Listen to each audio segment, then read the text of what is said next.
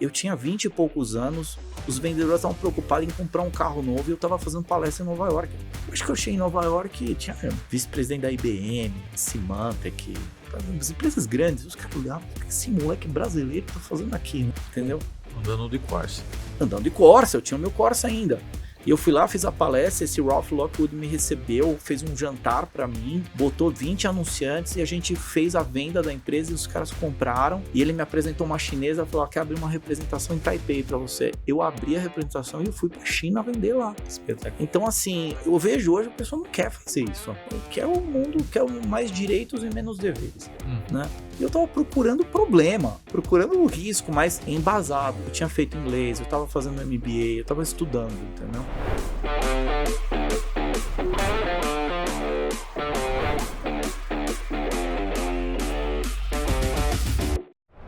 Fala pessoal, sejam muito bem-vindos a mais um Audazes Podcast.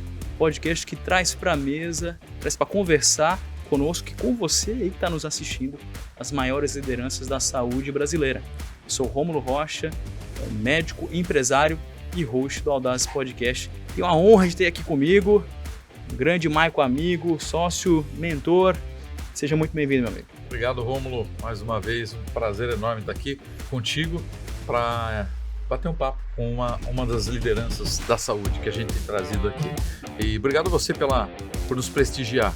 Hoje nós teremos um visitante muito especial e com certeza vale a pena aproveitar cada minuto.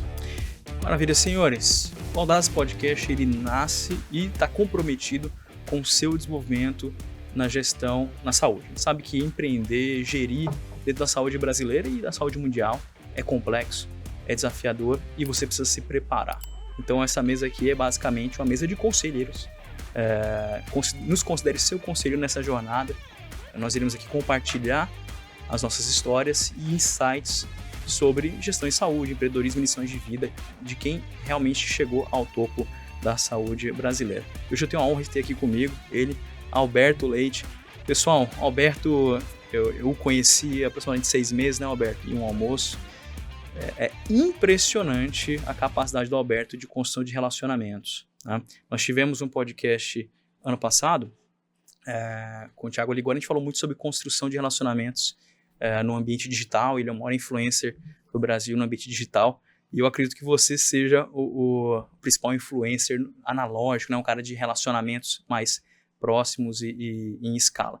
Pessoal, eu vou falar um pouco do currículo do Alberto aqui para vocês conhecerem ele melhor. Vou falar um pouco porque é muito extenso, né? O Alberto é jornalista pela Metodista, Universidade Metodista, tem MBA em Marketing pela FGV, tem formações de negócios tanto pela Dom Cabral quanto pela Kellogg Business School, lá de Chicago. Ele foi CEO da IT Media por 11 anos, é CEO e fundador da Helters, que é uma comunidade com mais de 1.000 líderes dentro da saúde brasileira, é professor de inovação da FIA e é presidente da Federação Brasileira de Administradores Hospitalares. Alberto, uma grande honra ter você aqui hoje com a gente. Fico muito feliz pelo convite. Quando vocês me convidaram, realmente, eu ainda sou um menino jovem, né, como a gente estava falando agora no almoço, mas muito feliz, sempre fui muito abraçado positivamente pela saúde, né? Então eu fico muito feliz de estar aqui, é uma honra realmente de estar aqui nessa lista de gente tão boa que vocês estão trazendo, feliz pra caramba.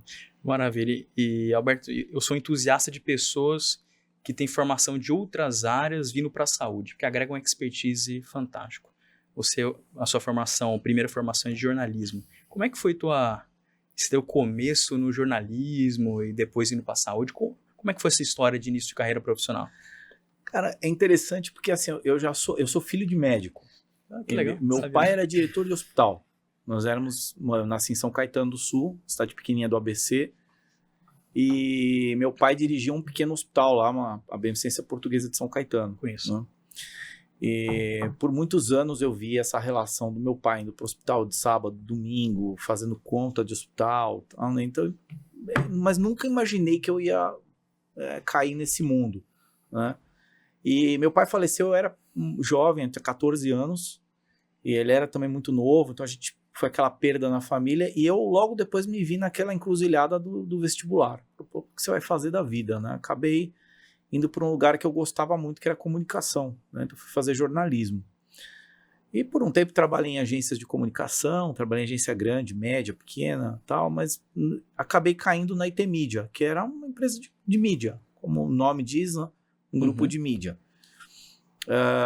Que tinha ali revistas, portais, a maioria na área de tecnologia, né? Mas quando ali chega em 2002, eu era vendedor de anúncios, vendia publicidade.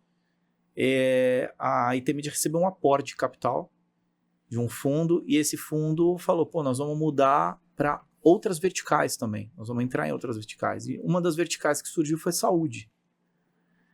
E eu fiquei super entusiasmado com a ideia, participei da aquisição ali, tudo, e foi muito legal. E aí, quando a área é adquirida, o presidente da empresa me chama e fala, cara, eu queria que você fosse o diretor dessa área. E, obviamente, foi um presente de Deus aquilo para mim, né? E se tem duas pessoas que eu tenho que agradecer na vida, a minha carreira, são Adelson e Miguel, os meus chefes na IT Media.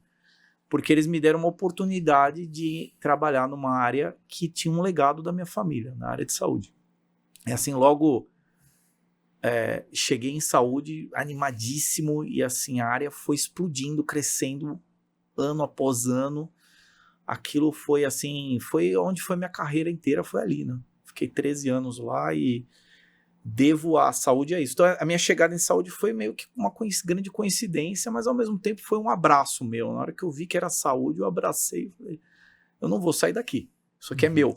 Encontrou uma peça que faltava na vocação. Exato, e era maravilhoso, sabe? Eu me lembro que o anúncio da IT Media em saúde foi um evento no Max Food Plaza, numa premiação chamada Top Hospitalar, que era um negócio de louco aquilo, né? Era muito grande, era uma festa com 2.000, 3.000 pessoas, ia ministro, era um negócio grande, e aí descem 2 banners assim, escrito agora é IT Media. E aí sobe Alberto Leite com 20 e poucos anos de idade, os dentes para frente, mais magro do que eu sou hoje, com os cabelos arrepiados, para explicar o que a gente ia fazer. E eu saí de lá, o pessoal olhava e falava, o que esse menino tá fazendo aqui, né? Mas assim, rapidamente a gente conquistou as pessoas, e foi muito bom também para mim, porque eu acabei me relacionando com líderes muito rápido, né? Muita responsabilidade, né? Eu era o único jornalista dos sócios, então eu acabei virando publisher. Então eu olhava conteúdo da revista, o conteúdo dos portais, o conteúdo dos eventos. Era uma loucura, né? Mas é uma loucura boa. E é bem interessante, Alberto, que você começou como vendedor de anúncio na IT Media, e você encurtou, mas você tem uma trajetória rápida a diretor. Eu trabalhei como vendedor, e é aquele tipo de, como você mencionou no começo, né, um conteúdo para ajudar as pessoas a se desenvolverem, né? Eu comecei a ganhar bem como vendedor na faixa de vendedores. E eu economizava o dinheiro das comissões, enquanto todo mundo comprava carros. Eu lembro que todo mundo tinha Audi, tinha não sei o quê, eu tinha um Corsa branco 1000, que não tinha nada, não tinha ar, não tinha direção, não tinha nada. Mas eu economizava o dinheiro, fazia um curso de inglês bom, e eu fazia um MBA na GV. Olha só. E o TCC da GV que eu fiz foi a transformação da IT Media. Eu fiz um TCC bala, assim, que era uma transformação. Esse trabalho acabou caindo nas mãos do presidente da empresa, ele viu o trabalho, me chamou. Uau. Falou, eu queria ver isso aqui, o que é isso aqui? Eu expliquei. Falou, você vai ter que fazer junto comigo isso aqui. Eu falei, mas eu não posso fazer sendo vendedor. Ele falou, não, mas eu vou te dar um cargo. Ele me deu um cargo de gerência de marketing. E me botou numa baia do lado da dele. Apostou em você. Apostou. Apostou alto. Só que o projeto ele era tão audacioso que logo um mês depois ele me deu um cargo de gerente de marketing e pessoas. Eu cuidava de RH e marketing ao mesmo tempo. E a gente foi fazendo uma revolução maravilhosa, cara. Maravilhosa. Parte ruim, você tem que demitir gente. Parte boa, você tem que contratar gente num perfil novo, fazer coisas novas, assim. A gente fez uma revolução juntos ali, foi maravilhoso. E essa revolução aconteceu no mesmo momento em que vinha chegando os fundos de investimento, eram 2, com investimentos para entrar em novos setores. A gente entrou em agronegócios, finanças, saúde. E como a saúde foi crescendo muito na minha mão como diretor, eu fui o primeiro cargo meu de diretor, eu fui acabando pegando outras áreas até virar diretor-geral da empresa. Mas isso tudo aconteceu muito rápido, mas tudo sustentável. O Adelson tinha uma visão brilhante, ele foi olhando para mim e foi me dando cada pedacinho aos pouquinhos, eu fui fazendo. Se ele estiver vendo esse podcast, eu só tenho a agradecer a ele, ao Miguel. O Miguel, na área de relacionamento, é, sem dúvida nenhuma, um aço, assim. O cara tá à frente do tempo, né? E eu aprendi tudo com eles, então eu fui indo, fui fazendo, dando resultado, ia, aí subia um pouquinho. E teve essa dose de risco minha, sabe? Porque as pessoas hoje não querem dar risco. Tá aqui numa vaga, fala, agora você vai ter que ir pra... porque não tem como voltar atrás, né? De lá pro estrelato ou pra rua, né? Pô, Beto, você vai criar uma área de gerência de marketing de pessoas. Eu não fui pro Google, né? Não sei se era Google, tinha na época. Pô, marketing de pessoas, achei um banco rural que tinha. Marquei uma reunião, fomos lá conversar com o diretor de marketing, falou, nós queremos criar isso aqui na nossa empresa. Pô, ele foi explicando e a gente foi criando. Né? Você fez um benchmark lá, né? Então, assim, foi uma loucura total aquilo. O Alberto, me chama a atenção, aliás, me chama a atenção em você e nos nossos entrevistados aqui, a vontade de se preparar, né? E o nosso querido Bernardinho, né, do vôlei, ele tem uma frase emblemática que ele diz que a vontade de se preparar tem que ser maior do que a vontade de vencer, né? E porque pode dar a impressão, para quem nos assiste, mas para a sociedade no geral, dá uma impressão muitas vezes que você encontrou a pessoa certa no lugar certo, tudo bem, é que foi um pouco de sorte. Mas você acabou de relatar aqui que enquanto os outros vendedores investiam dinheiro em carro, em alguma outra coisa, você estava investindo no preparo. Pensando um pouco na nossa audiência aqui, aqueles que estão ou numa fase de transição ou desenvolvimento, querendo expandir, o que você diria em relação, considerando a sua experiência, como é que você orientaria essas pessoas em relação a preparo? Preparo é um negócio. Eu acredito no empreendedor que vai sem preparo nenhum, mas nós vamos chegar nesse ponto na conversa aqui que é assim, boa parte dos problemas que a gente tem em saúde hoje é falta de leitura. Leitura. Se você pegar a alta concentração de faturamento de um plano de saúde dentro de um hospital, por exemplo, ela já foi detectada no livro do Long Tail, lá do Chris Anderson, em 2007. Uhum. A gente não lê quando chega nas posições coisas novas que provocam rupturas. E eu, na minha posição, eu sempre fazia isso. Então, eu estava lá numa situação super bacana. Eu tinha meu Corsa, ganhava dinheiro todo mês de comissão, dinheiro bom. Com certeza eu poderia ter o Audi. Mas eu fui fazer o MBA e eu notei o inglês. O inglês é um negócio... Eu vejo minhas filhas, né? Minha filha tem 8 anos, ela é fluente, ela morou nos Estados Unidos, tal, ela é fluente. E o inglês salta uma pessoa umas 7, 10 posições na frente sempre. Mas é porque o mundo é inglês, infelizmente. Então, assim, você... mas a China... Eu sei, mas a língua global é inglês. A pessoa não fala inglês hoje. Ela tem uma deficiência já. Se tiver 3 pessoas para você contratar, as 3 são iguais, uma fala inglês, ela ganhou, ela tá na frente. E eu fui fazer inglês. Mas eu fiz inglês mesmo. Eu me dedicava, eu gostava, eu botava filme, música, eu ficava treinando, eu chamava professor particular. E tem um acontecimento da minha carreira importantíssimo com o inglês. Eu cheguei um dia no escritório, na ITMD tinha um recepcionista, era um homem. O Manuel, era um cara engraçadíssimo, ele cantava música sertaneja, era um cara fantástico. E ele me chamou e falou assim, Sr. Alberto, nós estamos com um problema. Eu falei, o que é? Ele falou, tem uns gringos aí na recepção e ninguém fala inglês, o seu Miguel não chegou. O seu Miguel era o presidente, era o vice-presidente da empresa, não estava na empresa. Ele falou, ninguém fala inglês. Eu falei, põe eles numa sala que eu entro. Eu entrei, o cara se apresentou, chamava Ralph Lockwood. O cara se apresentou para mim, eu me apresentei. Ele falou, eu quero abrir uma representação de vocês em Nova York. E aqui está um modelo de contrato. Eu falei, você fica até quando no Brasil? Ele falou, até amanhã. Eu falei, você volta amanhã cedo, eu vou ler o contrato à noite. Eu li o contrato à noite, eu era vendedor. Tinham 28 iguais a mim na empresa. Eu li o contrato à noite, chegou de manhã, eu fui na sala do Miguel, eu falei, teve esse cara aqui, o Ralph Lockwood, eu li o contrato, tem essas 3 flags aqui que eu acho que não é legal, essas aqui são legais. Vamos assinar? E o Miguel teve a visão de falar, cara, você leu o contrato, você fez reunião com o cara, então você assina. Eu fui lá e assinei o contrato. Meses depois, esse cara representava um faturamento enorme para nós. Ele mandava dinheiro de Nova York direto pra gente, de captação que ele fazia lá fora e mandava pra gente. E só eu falava com ele. Até que um dia ele falou, você vem para Nova York fazer uma palestra para os potenciais anunciantes no Brasil.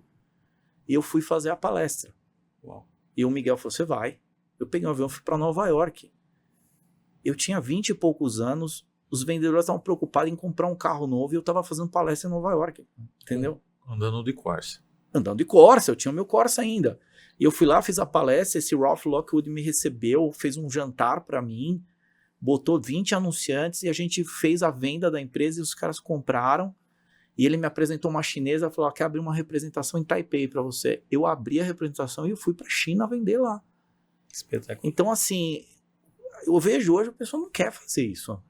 Quer o mundo, quer mais direitos e menos deveres. Né? E eu estava procurando problema. Procurando o risco, mas embasado. Eu tinha feito inglês, eu estava fazendo MBA, eu estava estudando, entendeu? Estava se preparando, né? Estava me preparando. Para valer, né? Não é aquele certificado de publicação, né? Alguma coisa que fazia diferença na sua vida. Eu queria falar, e o Miguel, ele contava piada em inglês. Em inglês o cara era uma piada, assim, ele era muito bom em inglês. Então, quando ele falava comigo, eu queria falar igual o Miguel. Hoje, graças a Deus, eu já morei nos Estados Unidos, depois tal, eu falo como ele falava. Mas eu olhava para ele e falava, eu quero ser igual esse cara falando inglês. Eu quero falar igual ele. Ele falava com o americano, parecia contando piada e não sei o que, ele não pensava para falar. Eu falava, eu quero falar assim. Né? Não quero falar para ir no RH e falar que eu tenho um diploma. Eu quero falar. Aí quando eu fui para Nova York fazer a palestra, eu contratei uma coach, fiz a palestra que eu ia fazer 6 vezes para ela. E ela ia corrigindo. Quando chegou na sexta, ela falou, está preparado, pode fazer. Entendeu? Espetacular. Foi dramático isso. Foi dramático, mas foi bom. Que legal. Não, e uma experiência incrível para uma fase muito jovem, né? Muito jovem. Eu vejo as fotos dessa palestra. Eu acho que eu cheguei em Nova York e tinha vice-presidente da IBM, Symantec, as empresas grandes. Os caras olhavam, o que esse moleque brasileiro tá fazendo aqui, né? E teve essa coisa de eu ousar, mas teve essa coisa também dos donos da empresa olharem e falarem, cara, vamos dar um espaço para esse menino, vai, tá, né? E Alberto, o que você entende que os donos olhavam e encontravam em você? Que características você expressava? Você já demonstrou algumas, né? Vontade, ambição, rápido, se comunica bem, preparo, inglês, mas que outras características você entende que os donos olhavam para você e falavam assim, cara, esse cara tem potencial para sentar na nossa cadeira aqui?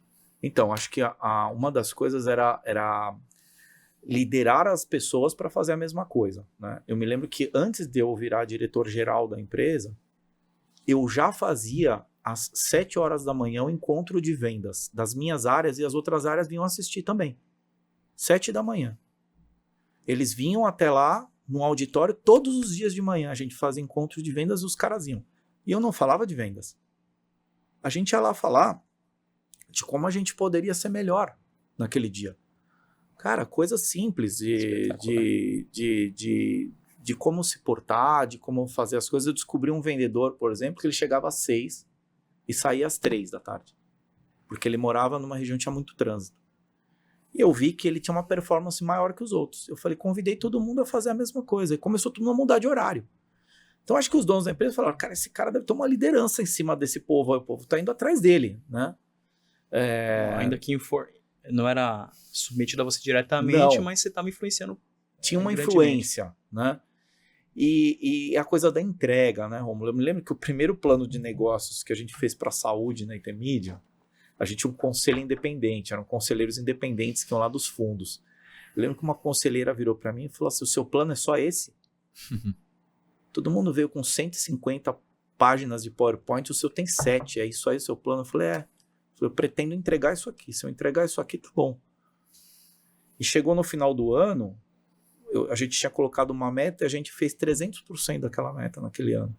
Ela me chamou e falou assim, não é legal fazer 300%, você não calculou bem. Sim. Eu falei assim, tá certo, ano que vem eu vou acertar. E no outro ano a gente acertou 107, no outro ano 105, a gente foi moldando. Mas a área de saúde crescia muito rápido, assim, mas muito rápido. Coisas muito grandes começaram a acontecer. Então eu estava entregando, liderando. Então era natural que aquilo acontecesse. Mas eu me lembro que teve um cara que falou um negócio para mim muito bom. Ele falou, na hora que colocam o nome CEO embaixo do teu nome, que você já é. Ele não é colocado para você ser, ele é colocado para você já é. Então eu me lembro que o Adelson me colocou num curso para fazer, e era um curso de 3 dias, e a pessoa não tinha uma tela de PowerPoint. Ela ficava sentada 3 dias falando. Eu falei, vou dormir nisso aqui. Eu não pisquei. E a primeira coisa que essa pessoa falou é, a ordem natural do mundo é eu faço, eu tenho e eu sou. Então eu trabalho, compro coisas e o que você vai ser quando crescer? O que você vai ser? Ela falou, e a ordem boa é você ser, fazer e ter. Você quer ser CEO? Seja hoje. Como é que eu me porto como CEO da minha empresa hoje? Depois eu vou fazer e depois eu vou ter. Então eu nunca me preocupei com o carro que eu tinha, nunca. O meu Corsa durou anos. Eu já era diretor, aí alguém veio e me falou, cara, você precisa ter um carro diferente desse. Eu fui comprar um Peugeot. Tipo, eu não ligava assim, sabe? Eu ligava que as coisas funcionassem, né? As coisas dessem certo, as pessoas olhassem para mim e vissem coerência entre o que eu tô falando, eu tô fazendo, tal, né? Aí ganhei o curso em Kellogg, foi um curso caro, eles me deram de presente, foi muito legal. Fiquei lá 43 dias em Chicago estudando. Então, isso tudo, e aí eu sempre promovi isso dentro da empresa, sabe? Cursos de vendas, sempre, grandes cursos de vendas, contratava uns cursos caros, Miller Heiman, cursos bacanas. E isso hoje eu promovo na minha empresa também, sabe? Você precisa aprender, cara, precisa aprender. Porque os desafios que vão vir empresarialmente, a maioria deles tem uma resposta já num livro. Isso é fato. Só que as pessoas não leem. Essas respostas já estão lá. Se a pessoa estudar, ela está preparada para enfrentar aquele desafio. Esses desafios já foram transpostos por muitas pessoas. A gente precisa... Dificilmente você vai estar diante de algo inédito, que nunca Dificilmente, cara. Ninguém passou, né? Dificilmente. Eu falo isso para minha filha quando eu levei ela a primeira vez numa montanha-russa. Ela falou, papai, tô com muito medo. Eu falei, olha, saíram 50 pessoas agora de lá e ninguém morreu. Eles estão fazendo isso há 50 anos. Nós somos só mais um, minha filha. Nós não vamos passar por algo que ninguém passou. Ah, é verdade. Então, a gente vai passar por coisas que todos já passaram. E empresarialmente nós vamos passar por coisas que todo mundo já passou. É só a gente ler e aprender com os erros dos outros, né? É muito mais fácil. Tem algum livro, algum autor que marcou essa sua jornada? Então, eu tenho um problema com livro de negócios. De verdade, eu não gosto. Eu dou aula na FIA e, obviamente, eu sou obrigado a dar livros de negócios para as pessoas, mas eu preferia dar livros de ficção, né? Um dia desse fui fazer uma palestra, alguém falou, mas me dá um livro. Eu falei, 100 anos de solidão. É um livro que tem empreendedorismo, tem angústia, tem medo, tem perda, tem tudo. Lê a Bíblia, cara. Lê qualquer coisa. O livro de negócio, geralmente, ele tem uma formatação óbvia, né? Mas eu tenho alguns livros que eu gostei muito. Eu gostei muito de Estratégia do Oceano Azul. Acho que é uma reviravolta no mundo dos negócios enorme. Shankin e René. Assim, é um livro fantástico. Gosto muito de Long Tail, gosto de Free, do Chris Anderson, os dois são do Chris Anderson. Gostei muito de Canva, o Business Canva. Achei um modelo muito legal de desenhar, eu uso muito. Muito didático. Né? Então, esses livros de inovação eu gosto muito. E gostei, eu já li muita coisa de Jack Welch, esses caras eu gostei bastante, assim, sabe? Eu lia, mas eu tentei fugir dos livros comuns, assim, porque eu acho que a maioria deles, assim, eram bem óbvios, assim, óbvio, tem muito livro muito bom, né? Mas eu prefiro ler os livros fora da realidade, ali, né? Acabei de ler, por exemplo, Preparação para a Morte, que é um livro de um monge espetacular, assim, um livro muito bom. Então eu sempre indico livros fora da caixa para as pessoas. Muito legal, porque você falou da liderança e das equipes que foram te seguindo, né, nas reuniões matinais, enfim, de repente você se tornou o líder daquela galera. Então, tem algumas definições importantes, né? A liderança, ela acontece com base em influência. Se você não está, diz John Maxwell, né, se você não está liderando, influenciando, você não está liderando. Se você não está influenciando, você não está liderando. E influenciar, ampliar o círculo de influência, traduz-se em reduzir o círculo de problemas. Então, quem tem capacidade de ampliar o círculo de influência é porque está superando, saltando obstáculos e problemas e desafios. Então, o círculo de influência, ele amplia, o dos problemas se reduzem e você se torna alguém de solução. E eu acho que isso é um tema importantíssimo para dar um gancho para a liderança, porque muita gente pensa, eu quero liderar, eu tenho uma aptidão para liderar, mas precisa pensar naquilo que você contou aqui agora, Alberto. Ele gerou resultados, diminuiu problemas, aumentou o ciclo de influência. Naturalmente, a liderança começou a ser fortalecida. É normal. E a gente precisa entender uma coisa, Marco, que é muito legal. Eu escrevi um artigo uma vez, chamava 30.022. Eu lembro que, eu escrevi artigo em todas as revistas da IT Media, na última página. E na minha trajetória foram 715 artigos. Eu me lembro de alguns deles muito fortes, esse foi um, 30.022. Eu recebi vários e-mails de pessoas falando sobre isso. Porque ele falava sobre um estádio de futebol. Tinha 30 mil pessoas assistindo e 22 jogando. Né? E esse é um equilíbrio que o mundo tem desde. Parte deles jogam, parte deles assistem. Os que assistem, eles sentam, eles compram pipoca, eles compram refrigerante, eles xingam todo mundo, eles gritam, eles passam por emoções, mas eles entram espectadores e são espectadores. Jogadores são 22 que entram ali sob a responsabilidade do jogo, sob o olhar dos 30 mil que estão julgando o seu trabalho. Eles tomam canelada, soco, unhadas, tal, só que eles são os únicos que fazem gol. Sensacional. Ninguém consegue fazer gol, só o cara tá lá dentro. Então sempre que eu entrevistava alguém, eu falava, você tem que escolher, você quer jogar ou quer assistir. Eu gosto de gente que joga. Sensacional. Eu gosto de gente que entra no campo, que vai lá e fala pra mim, eu vou entrar também. E não cabe 30 mil dentro do campo. Cabe 22. Entendeu? Então, eu sacava rápido na entrevista quem era quem. Quem ia jogar e quem só ia assistir. E numa empresa você pode olhar, tem 30 mil assistindo e 22 jogando. Exato. Às vezes a mulher do café, ela joga. Eu lembro que na IT Media, uma época, nós lançamos um projeto, a gente tinha umas 6 pessoas que ajudavam a gente com café, limpeza. A gente ensinou o portfólio inteiro da empresa para elas. Então, às vezes vinha um cliente, eu falava que todo mundo sabe falar tudo da empresa. Todo mundo. Vem cá, chamava a mulher do café e falava assim, explica a empresa. Ela ia lá no PowerPoint, dava uma aula da empresa, o cara olhava e falava para mim, eu quero comprar de vocês, porque até ela sabe, né? Assim, então... Espetacular. Parecia uma brincadeira besta. Uma prova irrefutável, né? Exatamente. Mas esse negócio do líder, assim, uma coisa que eu me orgulho demais, assim, desse time que trabalhou comigo, 8 que trabalharam comigo são CEOs hoje. Que fantástico. Cara, isso me orgulho demais. Eu falo, cara, me recebem, tomam um café comigo, e você formar isso, e você vê ele fazendo uma coisa ou outra que lembra, né? Hoje eu vi um post de um que trabalhou em vendas comigo, e ele hoje é CEO de uma empresa grande. Ele, 7 horas, encontro de vendas. Eu falei, putz, que maravilhoso, né? Ele tá fazendo uma coisa virar. Você criou um legado, né? É, muito legal isso. Ele formou discípulos aí. Eu chamava alguns gerentes meus às 5 horas da manhã, mas isso é para outro fórum, outra discussão. Eles eu não recomendo, mas é outra discussão. Parabéns, Alberto. E isso também demonstra, Rômulo, quando a gente está realizando, né? Você falou do ser, o ser vem primeiro, e isso, o ser de fato, ele nos dá uma autoridade moral, né?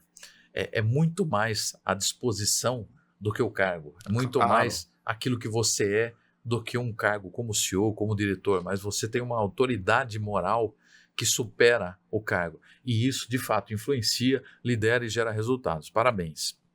Eu queria aproveitar e te perguntar, dentro desse contexto, o que você considerou assim, um desafio que você tropeçou, que foi difícil, que mesmo com toda essa energia, com essa liderança, você falou, isso vai ser uma barreira mais difícil de transpor? Sem sombra de dúvida, meu primeiro ano como empreendedor em 2013, sem sombra de dúvida. Eu vinha de um divórcio super conturbado, assim, super difícil, em que não teve uma conclusão muito simples, e saí de uma empresa que eu fiquei muitos anos trabalhando, entreguei da alma ali naquele negócio. E eu fui empreender. Tudo que eu ia fazer parecia que eu estava copiando. Para mim até. Putz, isso aqui não, isso aqui eu tô copiando lá. Porque na verdade era uma tradução, uma continuação daquilo. Você tinha uma metodologia, provavelmente. Exato, suas então preferências. Né? eu fui criar uma empresa e aí nasce a Helters, né? Putz. E aí o primeiro ano eu faço um crowdfunding. Trago dinheiro de pessoas físicas, né? E a gente sai comprando coisas. E a gente montou 3 negócios absolutamente, todos em saúde, mas 3 negócios complementares. Eu não tinha as lideranças certas para tocar aqueles negócios. A governança era, de uma certa forma, falha. E eu era um só no meio de uma turbulência emocional muito grande. Eu lembro que um amigo me chamou e falou, você nunca faz 2 grandes mudanças ao mesmo tempo. Faz uma só. E eu fiz 3, 4 ao mesmo tempo. Então, quebrei. 1 ano e meio depois eu tinha quebrado. O dinheiro que eu peguei dos fundos, dos investidores não foi suficiente, obviamente, porque a gente começou a gastar errado. Os negócios não davam o resultado que esperava. E eu me vi frustrado 2 anos depois com um negócio que tinha uma marca forte, todo mundo gostava, tal, não sei o quê, mas não tinha resultado. Não tinha resultado financeiro, não tinha resultado bom. Que foi aí quando em 2016, ali mais ou menos, eu decido então que aquilo não estava funcionando, que eu ia embora do país. Falei, vou embora. Vou morar nos Estados Unidos, fazer outra coisa da vida. Minha esposa estava super descontente com o negócio aqui, minha atual esposa, né? Uhum. Minha filha tinha nascido, a Dilma era presidente, cada vez que eu via ela falando, eu pegava e arrumava mais mala para mais um pedaço da mala. Era uma confirmação. Eu falava que cada vez que ela falava, eu subia um pouco. Sinal, quando eu cheguei em Recife ali, eu falei, gente, tá na hora de ir embora. Mas, fora a brincadeira, eu precisava de um respiro. E aí eu fui morar nos Estados Unidos, fiquei 4 anos. E quando eu voltei com a Helters, ela deu certo. Com a mesma empresa? Com a mesma empresa, só que mais calmo. Sou eu, não tem investidor, no meu ritmo, no meu tempo. Às vezes eu olho a agenda e falo, isso aqui não vai dar certo agora, espera um pouco, espera mais um pouquinho. Esse aqui vamos acelerar, né? E mesmo assim, eu tenho conselheiros, assim, pessoas que eu me aconselho o tempo todo. Deluca é um. Né? Encontramos ele hoje, ligo para ele, tô com um produto aqui, se passar por ele, passa por qualquer um. Então mas a gente foi fazendo no nosso jeito, na nossa calma, no nosso ritmo, mais maduros, entendeu? Mas foi muito frustrante esse período, muito. Você cita 4 anos nos Estados Unidos como um período de maturação. Esse período, o que mudou em você, né, internamente? Então, assim, foi o ano que nasceu minha filha, minha primeira filha. Né? Um pouco antes de eu ir para lá, o presidente de um grande hospital virou para mim e falou, daria tudo que eu tenho para os meus filhos me aceitarem. Por quê? Porque para chegar lá ele abandonou a família. Uhum. Eu falei, por que eu vou fazer essa burrada de fazer o que os caras estão fazendo, que é ganhar dinheiro e depois tentar comprar os filhos de volta? Eu falei, eu vou ficar com minha filha.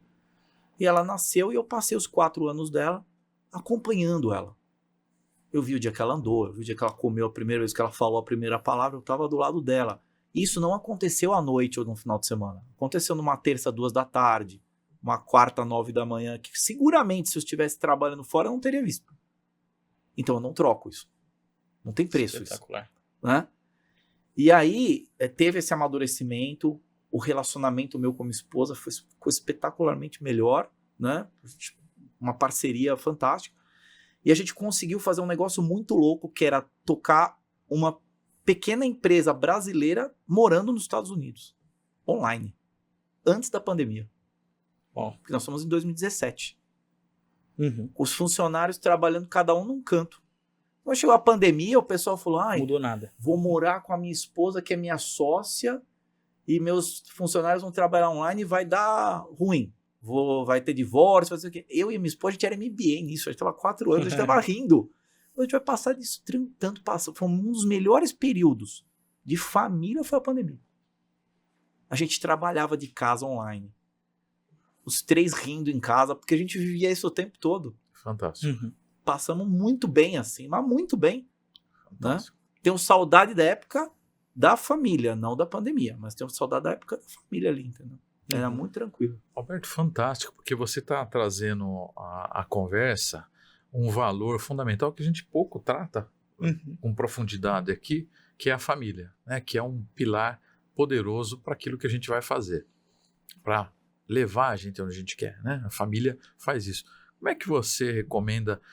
Não é muito comum que alguém vá parar por algum tempo, fazer um tempo sabático, não é a nossa cultura aqui, né? Fazer um tempo sabático, dedicar à família e tal. O que você recomendaria dentro dessa sua experiência àqueles que estão nos assistindo? Como é que eles podem separar ou unir a atividade profissional com a familiar?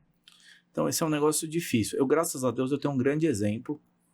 A minha esposa, ela tem um tio, que é o Marcelo Castelli, que até pouco tempo ele é presidente da Votorantim. E eu nunca vi, em 10 anos de família, ele pegar o telefone e atender um telefonema de trabalho. Preside uma empresa chamada Votorantim. Tenho certeza que tem problema lá. Tenho certeza que vão ligar no telefone, mas eu nunca vi. Em 10 anos ele atendeu um telefone para resolver um problema de trabalho. Nunca. Eu já fui na casa dele de semana, 6h15 da tarde, e ele estava chegando do trabalho. Então, isso ficou na minha memória, é muito forte. Assim, é uma escolha. O problema é que happy hours de empresa são uma escolha. Você pode escolher fugir de casa ou pode escolher voltar para casa. Né? Eu tenho uma enorme alegria de voltar para casa. De ver minhas filhas, tal, de ver minha esposa, de ficar em casa. É inegociável isso para mim. Então, as pessoas precisam entender que elas vão escolher, sim. Elas têm que escolher. Eu recentemente participei de um processo para ser presidente de uma empresa sueca. E quando chegou salário versus horas que eu ia trabalhar fora de casa, viagens, eu olhei para minha esposa e falei, vamos continuar com a mesma empresa que a gente tem, eu não vou. Mas por quê? Porque eu não quero. Acabou de nascer minha filha de 1 ano agora, tá com 1 ano e 4 meses. Falei, daqui 5 anos eu vou pensar nisso, agora não. Eu quero curtir essas meninas aí. Pois eu vejo. Mas é um período que você teria que ganhar dinheiro. Talvez. Mas não é de dinheiro a vida. Quando o meu pai faleceu, ele deixou o quê pra gente? Deixou dinheiro? Não. Eu não me lembro de ter conta no banco com X milhões na conta pra eu viver.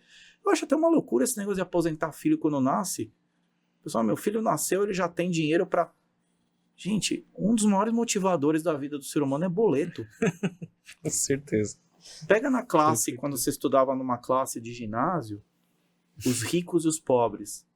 Vê onde estão os ricos do ginásio agora. A maioria tá pobre. E os pobrezinhos? A maioria tá rico. A maior motivação que você dá para um filho é trabalhar, cara. Põe pra trabalhar. Põe problema na vida dele. Fala, vai, segue aí. Se der um problema muito grande, papai e mamãe estão aqui perto. Mas qual que é a motivação que você dá para um filho? Aos 18 anos, você já tem aqui uma renda de 50 mil reais que o papai criou para você. Vai trabalhar para quê? Ele é uns 50 mil. Vou trabalhar. Fora a percepção de valor, né? Porque ele vai ter só... Ele tem o dinheiro em espécie, né? Ou o bem em espécie. Mas não tem a percepção de valor, né? Mas ele não vai ter não sabe o que é construir, dificuldade. Né? Dificuldade faz parte da vida. Sem dúvida. É um dos prazeres até da vida. É o que molda grandemente o caráter, né? Agora, é muito legal isso que você falou sobre acompanhar os filhos. Tenho 2, né? Tem um menininho super sapé, que é uma menininha, né? E é uma maravilha, é uma bênção realmente muito grande. Não descarta o Joey, tá? O Joey é o cachorro, que é um objeto de conflito lá em casa. Já tentei dar pro Michael, minha esposa não deixou. Eu queria levar, mas não deixaram. Não deixou. Mas é interessante que quando meu filho estava pequenininho, né, ele nasceu na pandemia. E na época eu estava montando muito hospital de campanha, montei mais de 100 litros de UTI, hospital de campanha inteiro, 200 leitos, enfim, foi uma loucura. E de fato foi um momento de um grande desequilíbrio para mim, porque a gente estava sendo extremamente demandado, né? Eu brinco, nessa época eu dormia com gosto de sangue na boca, acordava com gosto de sangue na boca, de tanto que era o estresse, era extremo, né? Mas eu tava conversando com o irmão, que futuramente vai estar aqui, o André Novaes, e ele falou uma frase pra mim, cara, que me quebrou demais, porque eu sempre pedia pra minha esposa, ela falava, você vai parar agora, 6 horas, né? Você vai parar? Não, vou parar daqui a pouco, dá banho no bebê. E aí ela dava banho no bebê, aí eu tava conversando com ele um dia, ele falou o seguinte, minha maior empresa é minha família. Esse é o meu maior projeto. Ele falou assim, minha principal startup é a minha família, né? E eu lembro de olhar aquilo e falar, cara, fiquei profundamente envergonhado, voltei para casa e falei assim, nunca mais eu vou deixar de dar banho no bebê, né? Assim, não vou deixar de participar da rotina da vida dos meus filhos e acompanhá-los. Eu acredito, como você falou, né, assim, que esse equilíbrio entre família e trabalho é a alocação de tempo. Porque o trabalho, como ele é mais tangível às realizações, né, do que o que você investe na família, é o viciante, quem gosta muito de trabalhar, vicia.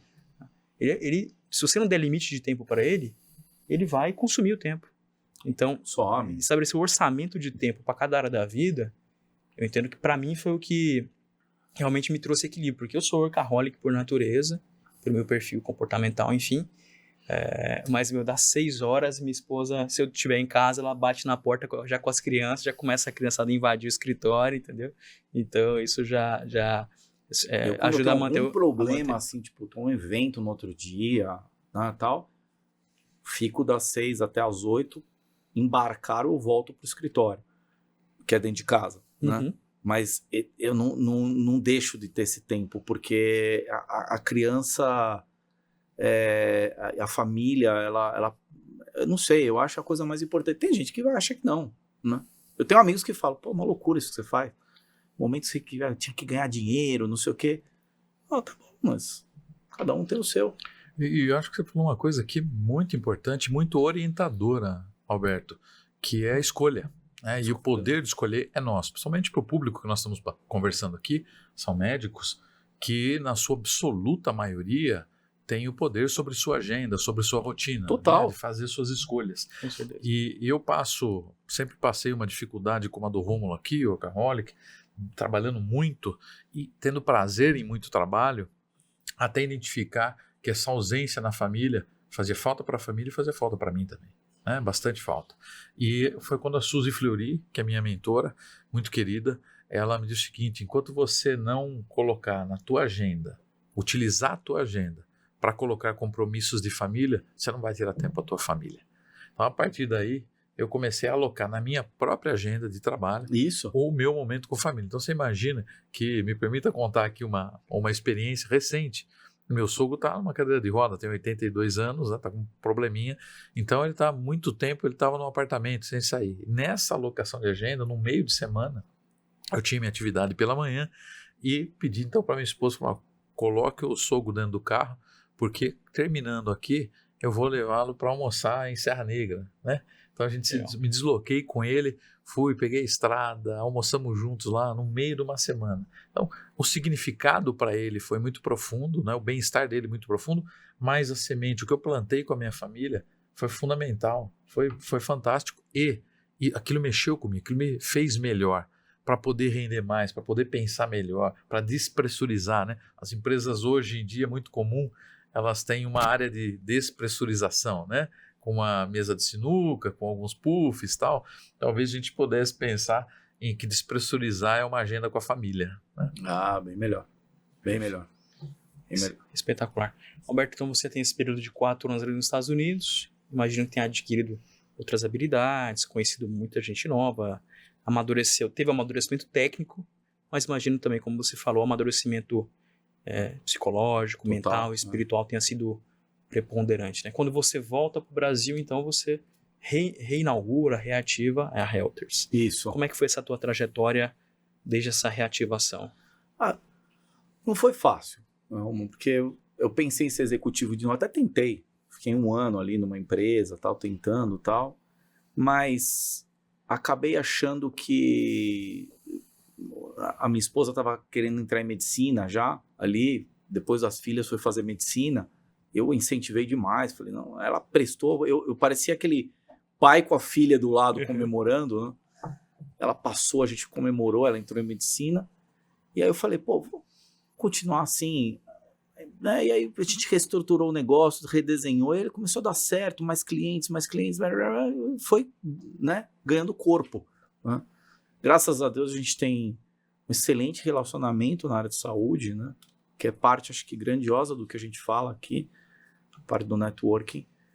E, obviamente, ninguém compra coisa ruim mesmo de amigo, mas a gente faz um trabalho muito bacana, muito especial para os clientes. Começamos a voltar, e foi crescendo numa velocidade menorzinha, né? Hoje tem um grupo pequeno, são poucas pessoas na empresa, mas muito importante para os clientes, né? Muito importante. Os clientes falam com a gente todo dia, tal. Então, a gente começou a perceber que a gente era importante. Tinha que só escalar um pouco mais, né? Mas de forma mais madura, mais sustentável. E isso foi muito importante. A volta mais sustentável, mais madura, né?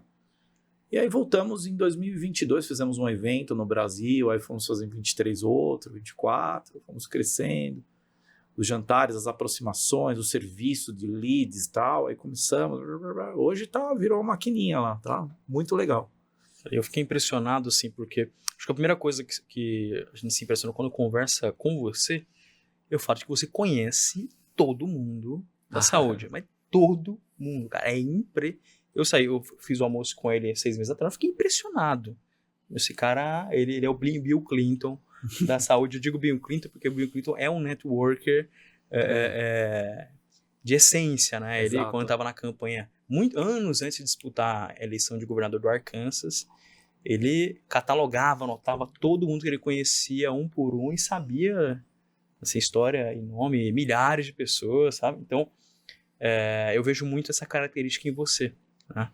Essa força dos relacionamentos, que hoje é fundamental para o teu negócio, que é um negócio que eu descreveria aqui, óbvio que você vai descrever muito melhor, mas acesso ao mercado, acesso a instituições, ao B2B, o relacionamento é uma grande força tua. Isso começa com uma propensão pessoal, intuitiva, ou você foi desenvolvendo isso de uma maneira mais estratégica, digamos assim? Tem um método para isso. Como eu falei, eu trabalhei com o Miguel Petrilli, né? O Miguel era um cara espetacular em relacionamento, cara. Pensa assim num cara que sabia fazer esse negócio de forma genuína. Porque tem uma coisa em networking que as pessoas acabaram esquecendo, é que ele não pode ser falso. Eu não posso te procurar porque eu preciso de você. Eu tenho que te procurar porque eu quero te procurar. E o Miguel sabia fazer isso de uma forma primorosa. Eu aprendi com ele. Coisas simples. Por exemplo, eu conheci você há 6 meses atrás. Em um almoço, que tradicionalmente é um almoço que a gente vai ali conversando sobre coisas, eu guardei informações suas na minha HD. E numa sequência lógica. Eu sabia que você fazia crossfit de manhã, que você morava em São Bernardo num condomínio, que você tinha 2 filhos, que você presidia uma empresa ABC, que você era médico, não sei o que e tal. A probabilidade de eu encontrar você 6 meses depois e não saber seu nome era muito pequena. As pessoas hoje têm uma mania de conhecer uma pessoa e perguntam o nome. Tem um gráfico lá que diz que em 12 meses você esquece 3 informações de cada pessoa. Então, se você só perguntou o nome, esquece, você já esqueceu o nome. Se você perguntou 12 coisas para ela, você sabe 9 dela. Então, hoje a gente estava no almoço, eu falei, o Deluca, o aniversário é 24 de dezembro. Não é porque eu sou uma máquina, porque cada vez que eu encontro com ele, eu aprendo uma nova dele. Por exemplo, agora eu já sei que ele quer ir para a Austrália correr. Então, é uma a mais que você vai guardando, você perde 3, você ganha 5, você vai mantendo uma informação da pessoa guardada. Não precisa ter CRM. Você pode guardar isso na sua cabeça. E eu defino o networking como uma conta matemática. Quantidade de pessoas que você manda mensagem, quantos retornam. Um sobre o outro. Se você mandar 50 mensagens hoje para 50 presidentes de hospitais e nenhum responder, seu network é 0. Se você mandar para 50, 49 responder, esse percentual é tal. Né? Graças a Deus, ninguém deixa de me responder. Isso é simpatia, empatia, não importa. A quantidade de coisas que você vai construindo nessa vida é isso. E a outra coisa é a separação clara do que é PF e PJ. Eu me relaciono com pessoas físicas. Então eu me relaciono com o Michael, com o Rômulo e com o Luan. Se amanhã ou depois você está vendendo pneu, Rômulo ainda é a pessoa que eu conheço. Então eu tenho hoje uma plataforma de relacionamento. Se você é presidente de um hospital e perde o emprego hoje, você vai continuar vindo na minha plataforma o ano inteiro. 2 anos, 3 anos, não importa. Ah, mas é porque eu agora não estou mais em nenhum hospital. Qual o problema? Eu chamo você. O outro que vai assumir o seu hospital vai continuar, mas você vai continuar vindo aqui. E não é porque quando ele for, eu vou... Não, é porque eu gosto dele. Também não me relaciono com quem eu não gosto. Olha só. Tem gente que eu não chamo para os meus jantares, não chamo para evento, não vou visitar porque eu não gosto. Tem gente que não gosta de mim também. É uma restrição natural. Ninguém vai gostar de todo mundo. E isso é o fake network. Eu não quero isso. Eu quero verdadeiros relacionamentos. A maioria das pessoas com quem me relaciona, eu posso ir na casa. Eu posso ligar de um domingo e falar, posso dar uma passada na sua casa agora? A pessoa vai falar, pode. Se eu não puder fazer isso, eu não tenho credibilidade com ela, ela não tem comigo. Tem que ser uma relação genuína. Genuína. E aí o negócio acontece. E pode não acontecer também, dele falar pra mim, olhando nos meus olhos, Beto, agora não é momento de eu comprar aqui dentro do conturbado, tá tudo bem, continuamos amigos, vou continuar vindo aqui tomar café com você. Mas mesmo que eu não precise de você, eu vou te visitar. Então, visitar pessoas, ligar para pessoas, né? E aí adiciona-se um terceiro quadrante nessa história, que são os meios de comunicação. A gente viveu uma época que só tinha telefone. Hoje, tem cliente que me manda por Instagram. Hoje eu recebi um Instagram de um cliente. Pô, preciso falar com você, me atualiza seu WhatsApp. LinkedIn, WhatsApp, Telegram, e-mail, telefone. E tem uma coisa, existe uma regra para usar cada um. Se é seu aniversário, e eu te conheço há 6 meses, provavelmente eu te mando um WhatsApp. Oh, parabéns, homem. Se eu te conheço há 10 anos, eu vou te ligar. Se eu te conheço há 20, eu vou te visitar. Tem gente pedindo em casamento hoje pro WhatsApp. Não faz sentido, cara. Cada um serve para uma coisa. E as pessoas misturam esses meios. Eu tenho gente que para eu falar uma coisa, eu vou presencial. Eu falo, você pode me atender 15 minutos para te falar um negócio? Eu vou lá e olho no olho e falo e vou embora.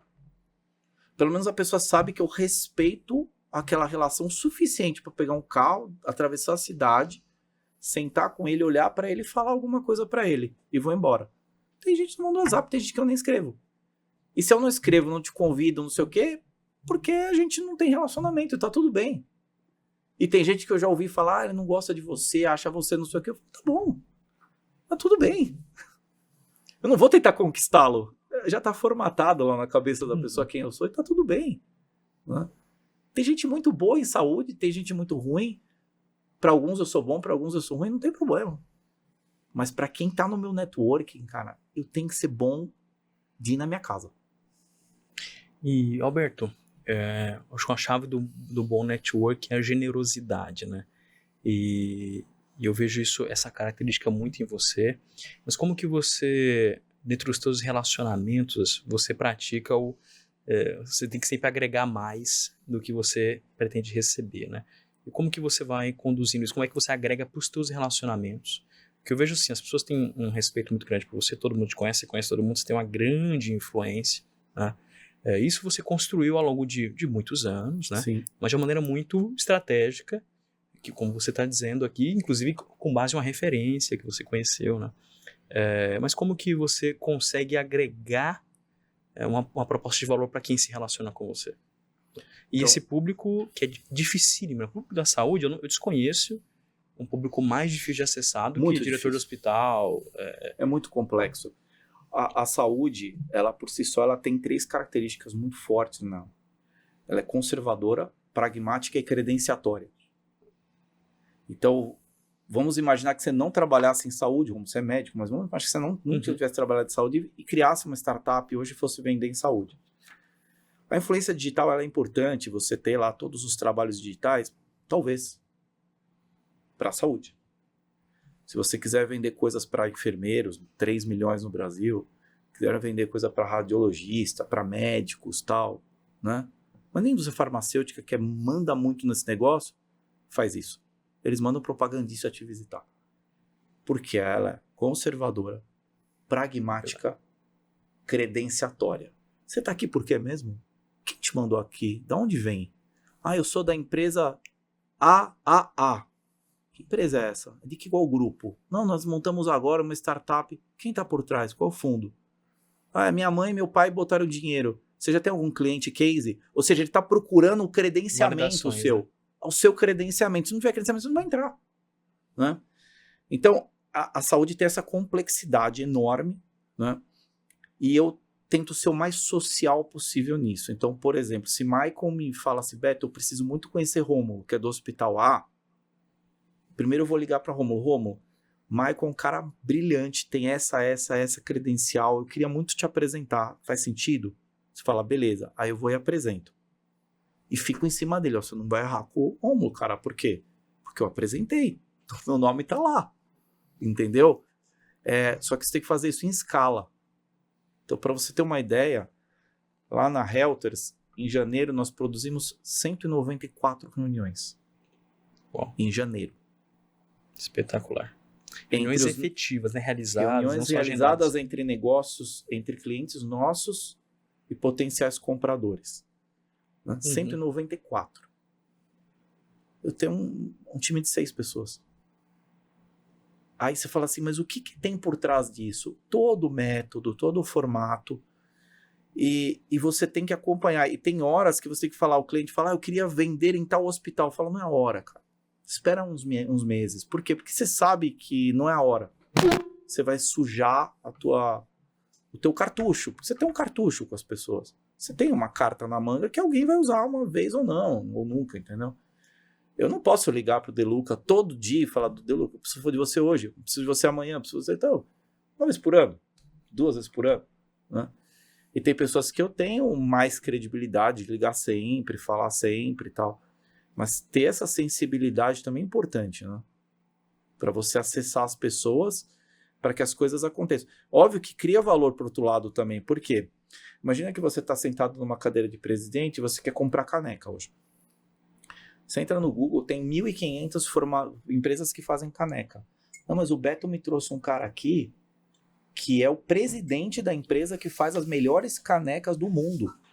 E ele fica aqui pertinho e ele vai fazer o mesmo preço do outro cara baratinho, ele vai trazer o cara aqui para se tiver problema na caneca eu tenho para quem ligar, cria um valor. Cria mais uma perninha no relacionamento. E o ecossistema vai ficando forte, né? Tem regiões, por exemplo, Curitiba. Eu tô indo para lá segunda-feira, segunda e terça. Nós fizemos um jantar o ano passado, foram 80 presidentes de hospitais. Uau, Paraná inteiro. Cara, Secretaria de Saúde, vice-prefeito, Unimedes. Eu não acreditei, eu não comi porque não tinha lugar para eu comer. Cara. Eu comi na varanda com a menina da recepção do evento. Porque não tinha lugar para eu comer. E eu saí de lá assim, eu falei, gente, o que foi isso, né? Isso foi a credibilidade construída há muitos anos. Muitos anos. Muitos anos. Eu não posso fazer um negócio desse dar errado. Que também você perde de um dia para o outro, entendeu? Isso eu aprendi muito com o Miguel. Quando ele me falava, ele falou assim, para você perder é rápido, cara. Você tem que ganhar todo dia e perder é rápido. Não pode fazer uma ligação indesejada, sabe? Já tive muitos atritos na saúde. É uma área de atrito. Mas eu procuro sair dos atritos. Tem gente que eu não ligo. Vai dar atrito, eu já nem ligo. Tem gente que eu sei que não gosta de mim. Tem gente que eu sei que gosta muito, né? Mas eu não tô aqui para ser Jesus, né? Novamente. A gente tá aqui para fazer com que os poucos que gostem de você, ou muitos que gostem de você, sempre te recebam. Recebam bem, né? Te recebam bem. Falar, que gostoso. Eu fiz hoje um post, por um acaso, eu fui naquele encontro do presidente do Banco Central e encontrei com um grande amigo, o Jota, presidente do Oswaldo Cruz. Eu estava em pé, ele me falou, Alberto, tá? E ficamos lá um tempão conversando, aí eu fiz um post, e falei, pô, foi legal ter ido no Galípolo, hoje encontrei o Zé Marcelo, tal. Ele respondeu, é sempre bom conversar com você. Networking bom, verdadeiro. Eu não encho o saco do Zé, do Jota, eu ligo para ele 1 vez por ano, 2. E ele sabe que quando eu ligo porque eu preciso falar com ele, é porque eu preciso falar com ele. E já precisei de uns micos, sabe? Tipo, Jota, eu preciso da sua sala de reunião hoje. Pô, filho da risada, mas, pô, pode usar, entendeu? Mas é bom, é positivo. Mas ele sabe também que se ele me ligar, também vou atender. E vou fazer o máximo esforço para resolver. Eu já liguei com paciente de amigo meu, que é o que mais acontece, né? A gente me liga, pô, minha filha tá internada pra você ir para outro hospital. Já liguei para ele, uma menina tá no hospital errado, mandaram pro errado, tinha que ser para ir. Pô, em 5 minutos tinha uma ambulância lá para tirar a menina e levar para cá, né? Aí agradece. Secretárias. As assistentes secretárias, secretários e assistentes, cara, mando chocolate, agradecimento, uma cartinha, chamo pelo nome, dou o valor dela. Se eu sei que ela manda na agenda, eu não falo mais com o cara. Falou, eu queria uma agenda com ela. Ela sabe que se eu mandar, ele vai aceitar. Mas eu mando pra ela. Você consegue uma agendinha pra mim, tal, tal, tal? Porque é ela que manda na agenda, não é ele. Né? E aí tem muitas que eu já chamo. Monique, do José Carlos, do São Camilo. Eu dou risada, eu falo, tô te devendo tanto chocolate já, porque eu mando pra ela, falo, preciso de um horário com o Zeca. Não mando pra ele, mando pra ela, entendeu? E ela é sempre uma graça, resolve, põe e tal. Então, eu acho que esse network ele vai se formatando e sem julgamento. Sem cargo, sem julgamento, sabe? Às vezes me manda mensagem no LinkedIn alguém, eu trabalho aqui no hospital tal, na área tal, mas não tô muito satisfeito, queria ir para outro lugar, tal. Manda o currículo.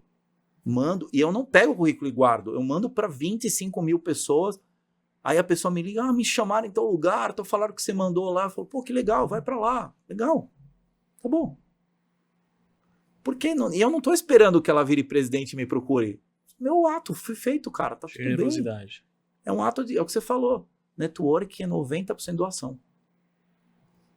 De fato. Tem que estar disposto a entregar de fato, né? De forma genuína, né? Eu tenho um caso engraçado. Uma vez um cara me chamou para conversar, eu não conhecia o cara.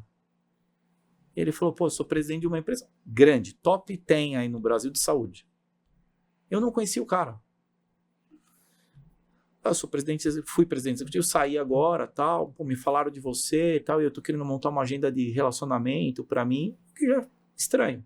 Montar uma agenda de relacionamento se constrói, você não monta assim, tipo, agora eu quero, né? E ele, pô, queria saber se... Falei, pode contar com a gente e tal, né? Não conhecia ele ainda, mas falei, não, pode contar. E realmente, na semana posterior, todo mundo que eu encontrava, conselheiros tal, falava, você viu, o cara saiu de lá, me procurou, parece ser muito legal, tal. Entregava o currículo dele. Depois de um mês, ele virou presidente de uma outra empresa, ele nunca mais me atendeu.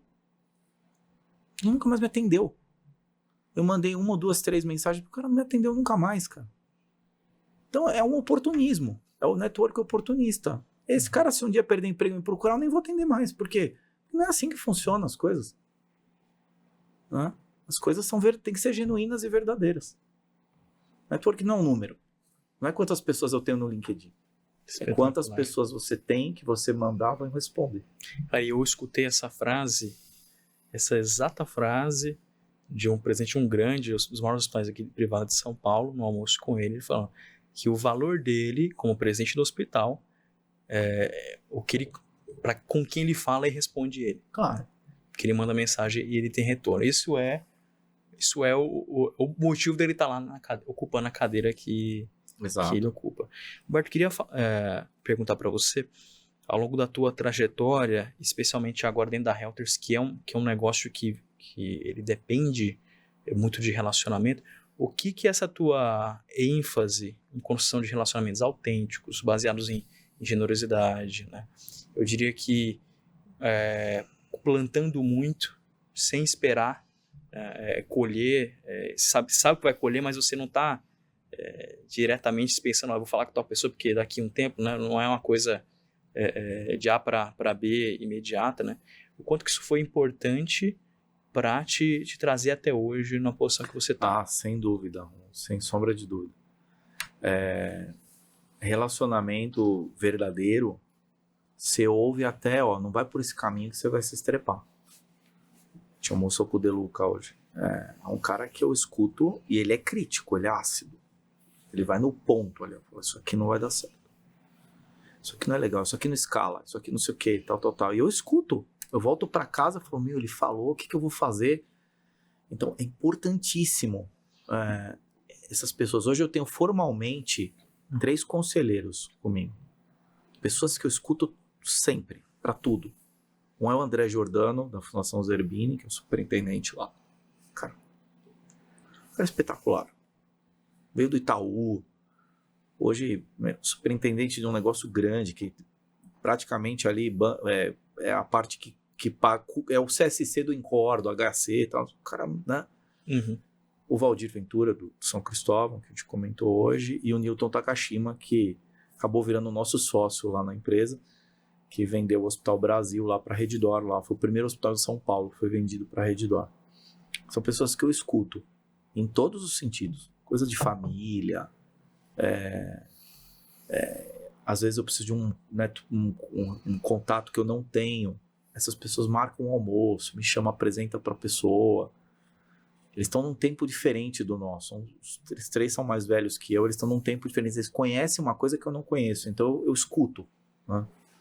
E tem uma molecada trabalhando comigo, que se eu tenho que passar isso para eles também, porque eles também têm que aprender a fazer isso.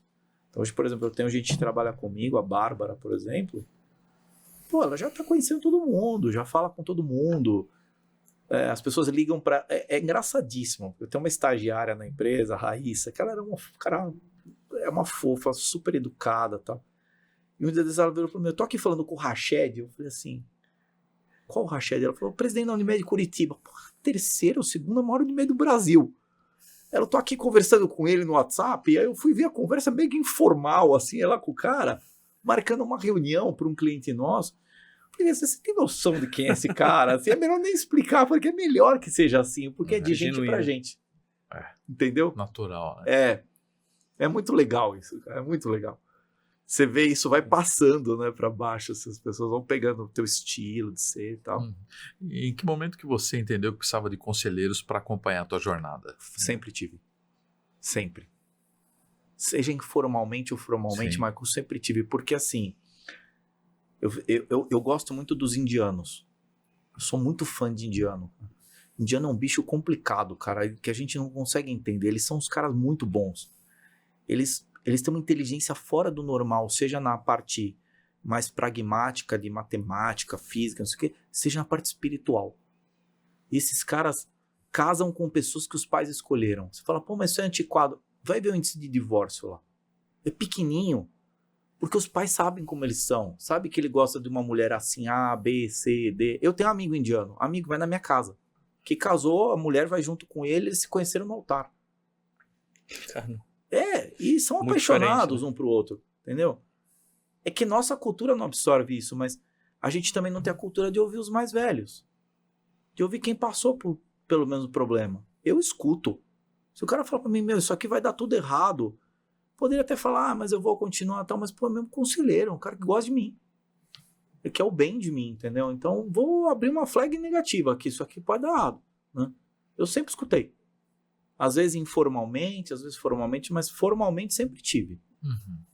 E esse aprendizado também veio da ITMID. A ITMID era uma empresa rápida, audaciosa, mas que tinha conselheiro independente já. Tinha 2 Numa época fundos. que não se valorizava tanto isso, Não tinha. em geral. A gente tinha um Venture Capital e um Private Equity lá, e a gente tinha um conselho independente, cara, e ia apresentar resultado para os caras. Quando eu fiquei de diretor executivo, minhas reuniões eram com o conselho, não era com os sócios da empresa, era com os conselheiros. E tinha cara lá que foi presidente de Fiat, não sei o que, eu ia lá apanhar dos caras. E os caras lá batiam.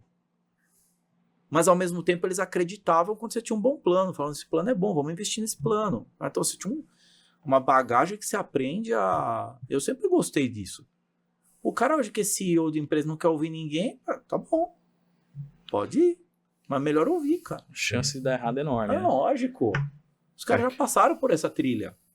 Tem jacaré, tem tubarão, tem bicho ali, tem aranha que cai dali. Pô, faz esse caminhozinho que é melhor aqui. Mais fácil, né? Excelente. E quem tem essa coragem, né, de escolher seus conselheiros, né, os conselheiros que têm match com aquilo que você pensa, com o que você faz, porque quem aceita o confronto, quer ser confrontado. Né? Claro. Isso é importante, porque imagina uma jornada em que nós não somos confrontados, né? Em que tudo que a gente pensa ou fala e faz é teoricamente correto. Quer dizer, é um caminho medíocre. Né? Exatamente. Essa administração dos conflitos, né? Eu quero A e o mercado quer B, elas são vitais para as coisas darem certo. Sim. Vitais. Até para confirmar a nossa rota, né? Porque muitas vezes a gente vai até entender que nós estamos no caminho certo, mas o confronto ele contribui para isso, para certificar. E eu sou teimoso, eu sou taurino. Às vezes todo mundo fala, não vai para lá, eu vou. Às vezes dá certo e às vezes dá errado. Eu já tive coisas que me falaram, não vai, eu fui e deu certo também. Só que é sob o seu risco, você já ouviu, Aí você põe com um escudo, um capacete, fala, já vou mais preparadinho, entendeu? Para aquela batalha ali. Que sem o conselho você não colocaria, né? Você Iria de colocaria, peito aberto. Aí você vai tomar a primeira, já cai, entendeu? Agora você já vai mais preparado, né? Eu lembro que quando eu tenho um advogado ótimo, o Cal Neumann, ele é espetacular. E aí um dia ele virou para mim e falou assim, quanto mais negócio você tem, mais caixa você precisa. Você abre uma BU nova, mais caixa. E não é só... Eu falei, mas eu vou administrar as mesmas pessoas. Mais caixa. E um dia eu tinha 7 BUs, eu precisava de 7 caixas. Eu falei, não, gente, é o Cal falou, gente, vamos diminuir. Aí diminui. Porque é um cara experiente, advogado de empresas grandes, já vi isso tudo o dia inteiro, entendeu? Então, tem que guardar aquela mensagem dele, sabe? Pô, guardar, né? Senão, de que adianta você não ler o livro? Sim. É o que a gente tava falando. Você pega lá o hospital. Aqui 85% é Unimed. Pô, mas tem um livro de 2007 chamado Long Tail. Tem em português, a cauda longa. Você vai lá, o cara fala que você tem que ter no máximo 5% do seu faturamento de alguma coisa. Você tem um plano de trabalho para você fazer lá. Não é assim só para você detectar. É um plano de trabalho. Mas ninguém consegue. Cara, tem um hospital do lado de Curitiba que chama Angelina Caron. É um dos únicos hospitais da região que não depende de Unimed. O cara leu o livro. O Bernardo leu o livro. Ele fez a lição de casa. E a receita dele vem de cartão de desconto, plano de saúde dele, convênio com a prefeitura, Unimed, outros planos, privado. Não sei o que, você vai ver, o cara tem 5, 7% da Unimed. Ele não... A Unimed fala, não vou te pagar esse mês. Ele fala, tá bom, continuamos vivos. Ele leu o livro. Tem um livro para isso. Tem um curso, tem um MBA que ensina isso. Por que você não vai fazer, cara? Hoje na minha empresa, o maior faturamento que eu tenho é 4%. Uau. Quando alguém fala, não vou te pagar, eu falo, tá bom. Dorme tranquilo, né? Tô tranquilo, eu falo, super capilar, entendeu? Não dependo de ninguém. Mas tem livro para isso. Aí a gente entra na literatura, aí o cara vai lançar uma área de inovação no hospital. Fica aquela coisa no dezembro, onde nós vamos botar essa área de inovação? Põe TI. Porque é um negócio mais desastroso do que pôr a área de inovação em TI. Tem caras de TI que são propensos a ser inovadores, mas a maioria não é. Mas a maioria é roda presa. é suporte, né? Exato. Mas então, tem... assim, você fala assim, você vai colocar numa área que não vai andar. Né? Então, mas tem livro para isso.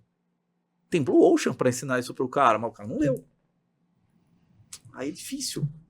O livro tá lá, disponível, custa R$38.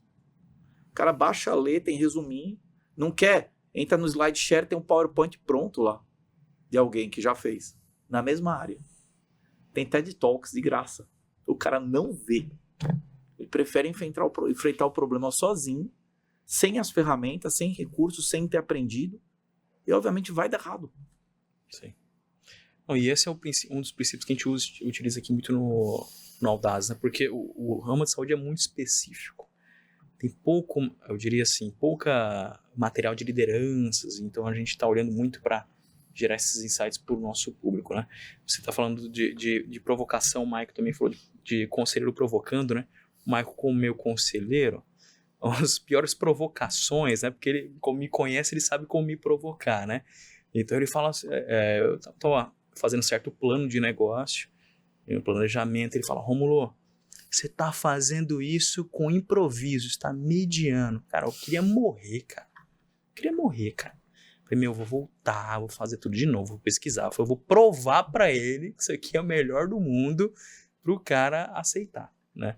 Então, essas pessoas de fora são extremamente importantes, porque, ainda mais no meio dos negócios, tem muita coisa que você não consegue ver. Tem muito risco que você não consegue antecipar. E quem já passou por mais problemas, já acertou mais, já errou mais que você, vai ter toda a condição de te instruir, né? E é o que nós falamos aqui no último episódio, né? É muito difícil alguém passar pela a primeira vez que um problema existiu na história da humanidade, né? Então, geralmente você vai passar por problemas que já aconteceram inúmeras vezes ao longo da história. Exatamente. Né? E vão se repetir, as soluções serão as mesmas, né? Como o Eclesiastes diz que não há nada novo debaixo do sol, né? Então, aproveitar a experiência é maravilhoso. Eu queria fazer um gancho com o assunto do networking, Alberto. Eu queria entender de você, até para ajudar a nossa audiência que quer construir relacionamentos, né?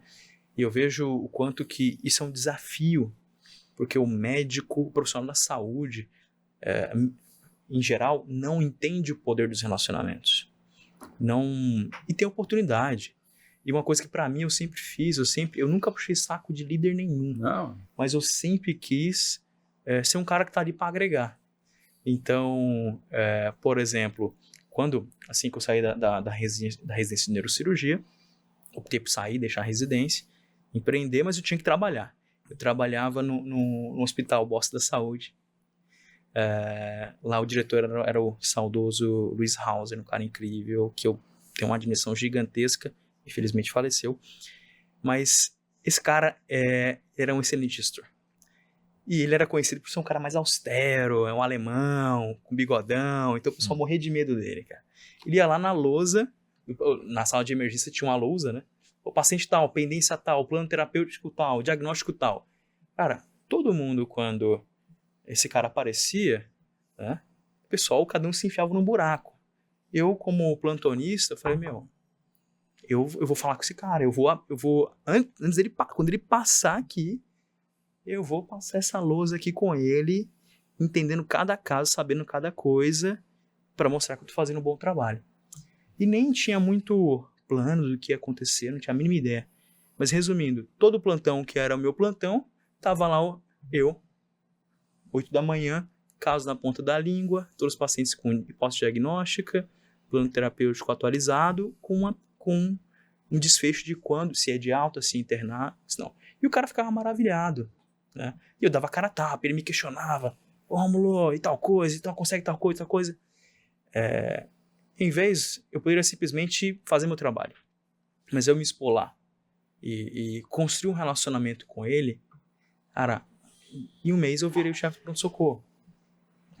Em um mês ele pediu para a empresa, que na época tinha a gestão do pronto-socorro, me colocar como líder lá. Então, olha o poder dos relacionamentos. Então, é o que eu falo sempre quando eu encontro o médico que está na assistência, poxa, eu quero me destacar, eu quero ir para a gestão. Cara, agarra a oportunidade que você tem. Agora, quanto mais você se aproximar, você ficar visível para quem tem poder de decisão, mais rápido vai ser.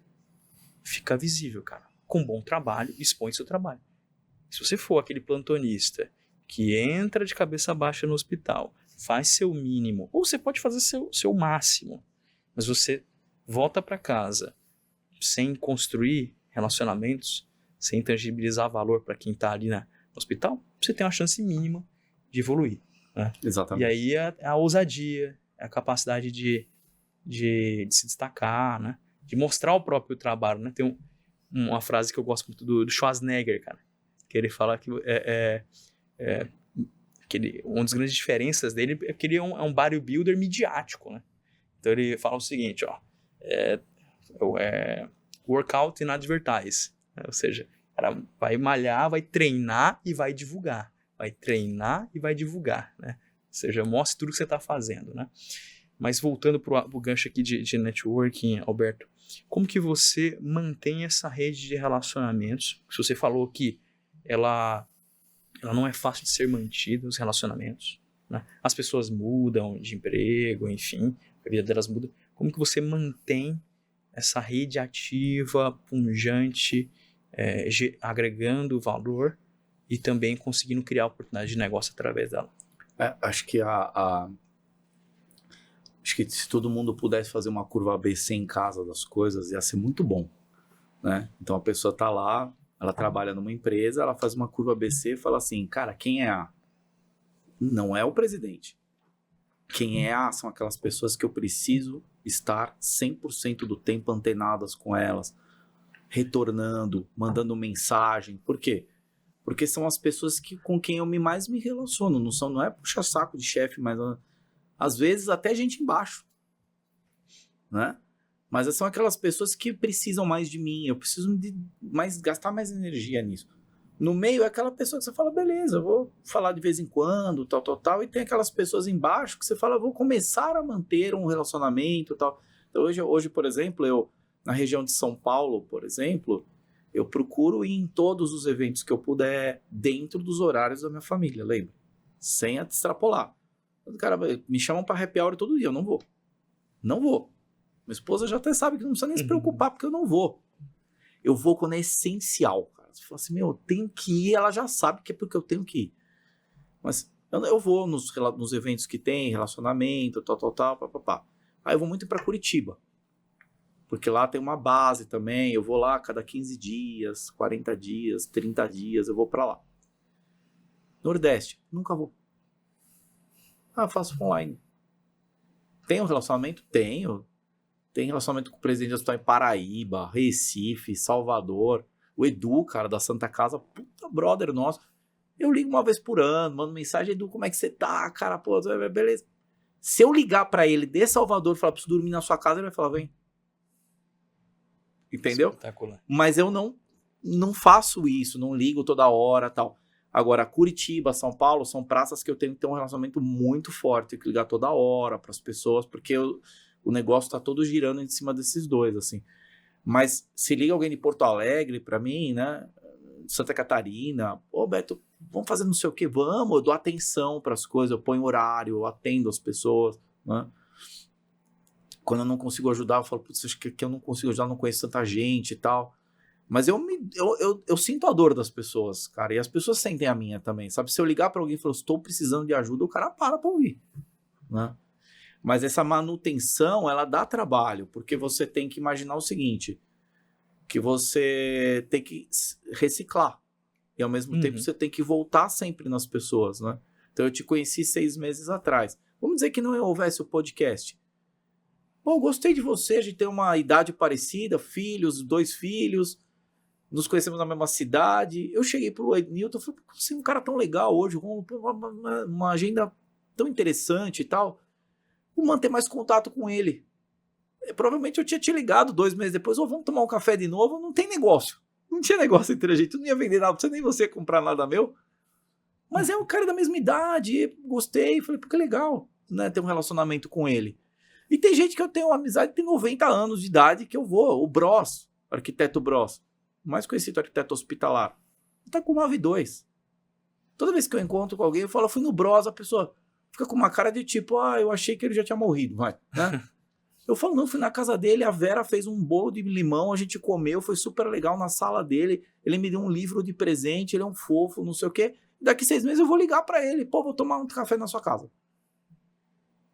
Por quê? Porque é importante, pô, o cara mais importante da arquitetura hospitalar brasileira, ele me ensina tanta coisa. O problema é de latário na casa dele.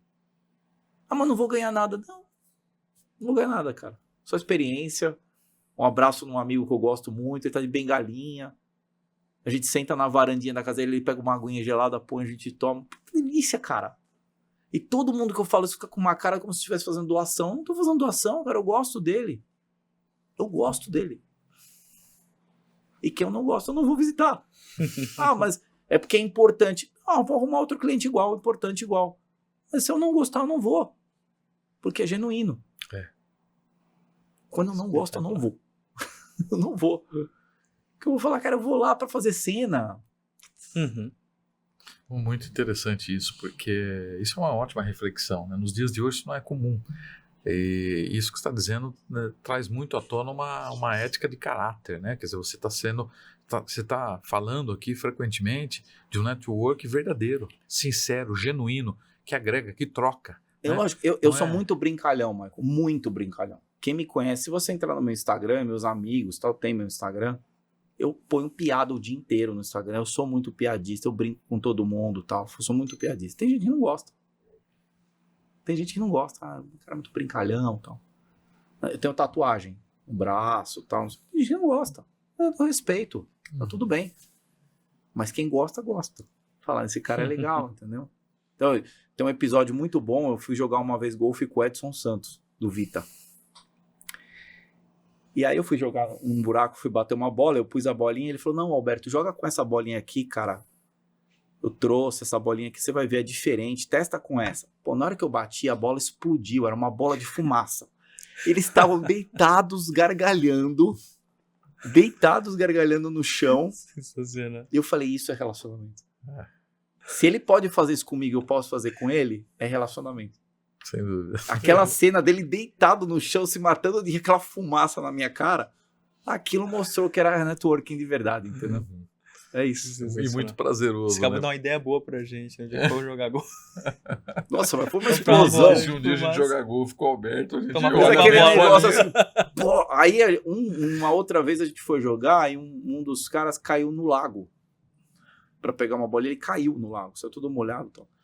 No outro jogo, o pessoal vai trouxe aquelas boias de girafinha pra ele. Ó, se você cair de novo, você tem. Então, esse tipo de coisa, sabe? Tem uns episódios maravilhosos. Eu fui uma vez jogar golfe no São Roque, ali em São Roque, ali no Vila da Mata. Dr. Jorge Chaim, do Santa Paula, tem uma casa lá muito linda, bonita e tal. E eu cheguei cedo. E tinha marcado de jogar com o filho dele, nenhum deles estava lá ainda. Eu cheguei na casa dele, bati a empregada, abriu.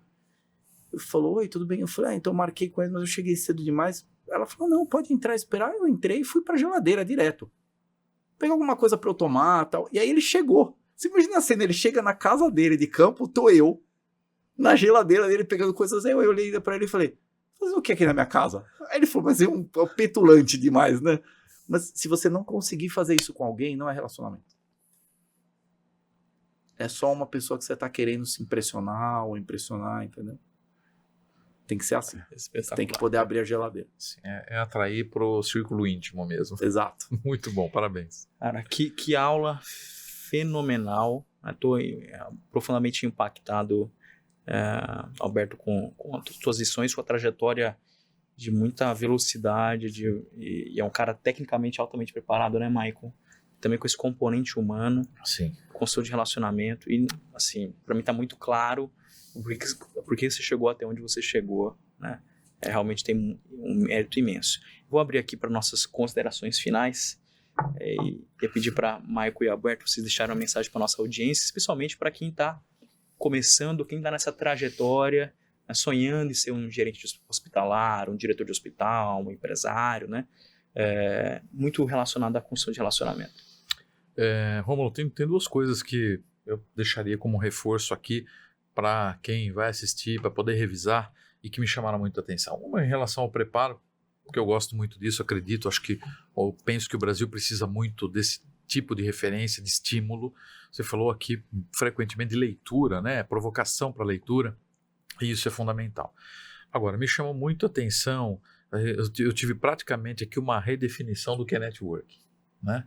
A forma como o Alberto tratou gente, né? Como ele olha para as pessoas, como pessoa física, né? Que você falou muito, a ponto de se um executivo saiu do hospital, pô, ele continua na tua plataforma, ele continua sendo convidado, essa relação continua. Então eu acho que isso fica uma mensagem muito poderosa para a nossa vida, porque os negócios passam, né? As posições passam, mas a gente, enquanto pessoa, enquanto amizade, enquanto gente, humano, a gente permanece, a gente continua, né? Tem uma trajetória muito mais longa, e muitas vezes a gente vai precisar do amigo, da palavra, da oração, do apoio, muito mais do que de um negócio fechado, né? Não tenha dúvida. Então eu acho que essa é uma reflexão poderosa que a gente não tinha ouvido até esse momento, e não ouviu com essa profundidade, com esse detalhamento, com essa visão, como você trouxe para nós. Então eu te agradeço imensamente, Alberto, e agradeço a nossa audiência por estar com a gente hoje. Maravilha. Alberto? Primeiro, novamente, eu fico honrado de estar aqui, né? Eu vi os nomes que passaram aqui, pô, só monstro passou aqui. Eu fico muito feliz, né? Renato, Thiago Amorim, pô, gente boníssima, eu estive com ele lá no escritório dele, né? Adorei o Thiago falando aqui, pô, testo 10 coisas, 9 deu errado. É assim que é, né? A vida é assim, empresário, empreendedor é assim mesmo, né? E eu, esse ano, completando 21 anos na área da saúde, trabalhando efetivamente na área da saúde, né? Fico muito feliz de poder, novamente, mandar 50 mensagens e 50 voltarem, né? E eu acho que é reflexo da verdade, né? Então, se eu pudesse deixar uma única mensagem, eu falo assim, não importa o que você está fazendo na vida, esteja 100% onde você estiver. Você está conversando com alguém do trabalho, não atende o celular, né? Eu estava hoje no almoço com vocês, eu nem sei onde estava meu celular na hora.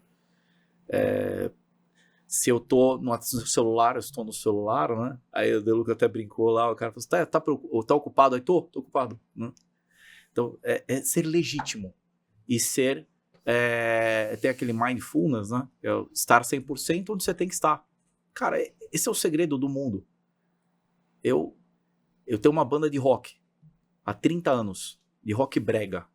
Eu fiz um show há 15 anos atrás no Citibank Hall aqui. Eu chamei todos os caras dos hospitais para eles foram e falaram: mas você tem uma banda que toca Vando, Ovelha. Eu falei: que legal, eu podia ficar com vergonha. Eu falei: não vou chamar. Não, eu chamo. E eles foram e adoraram, me chamaram para tocar nas festas do hospital. E eu vou, porque é verdadeiro. Então tem que ser verdadeiro o negócio, senão não vale. Vale para relacionamentos em casa. Se é para ter filho, tenha filho. Tenha filho, vai cuidar dele, vai abraçar, beijar, dormir junto. Quer trabalhar e seguir uma carreira executiva? Vá, faça de verdade. Se alguém um dia virar para você e falar: você tem que virar essa aqui, vai machucar um monte de gente, não, isso não é o certo, eu não vou fazer, mas você vai perder o emprego. Tá bom. Não vou fazer, eu vou perder o emprego, tá tudo bem, né? Mas siga os teus valores importantes. Você é cristão, siga seus valores cristãos. Você trabalha com outra área, siga os seus valores, porque seja legítimo, né? Faça nada falso, senão dá errado. Dá errado. Fantástico. Maravilha, Alberto. Quem quiser te conhecer, te contratar, como que faz? Bom, faço Alberto Leite. Tem o meu Instagram lá, eu respondo todo mundo, o meu LinkedIn também. Todo dia chega mensagem, a gente responde todo mundo, né? E eu não tenho gente para responder meu LinkedIn, eu faço isso. LinkedIn é uma plataforma que eu entro todo dia, 10 vezes por dia. Eu também faço isso, cara. Então chega a mensagem, não dá 1 hora, 2 horas, eu já respondi e dou atenção, marco reunião, vou ver projetos, eu projeto o dia inteiro, né? Gosto, então a melhor forma é o LinkedIn mesmo. É a melhor forma da gente se comunicar com as pessoas, né? Profissionalmente, as coisas dão certo, é bonitinho. Muito bom. Excelente, Alberto. Eu fico muito feliz, em primeiro lugar, por trazer a sua história para que as pessoas conheçam. Uma história muito bonita, eu não sabia todos esses detalhes, né? Acho que é um prazer, privilégio nosso de conhecer em primeira mão e mostrar para o mundo quem é o Alberto, toda a trajetória dele é realmente muito inspirador. Eu desafio a você que está nos assistindo a aplicar as lições que o Alberto nos trouxe aqui, a investir em construir relacionamentos genuínos, com generosidade, buscando sempre agregar na vida das outras pessoas e entender que isso é fundamental para o seu progresso profissional também, né? Convido você a seguir a nossa página no LinkedIn, no Instagram, a se inscrever no nosso canal no YouTube. Se você deseja fazer parte do nosso hub de networking, a inscrição, o formulário de inscrição está na descrição do vídeo. E como eu costumo encerrar aqui os episódios, que nunca te falte audácia.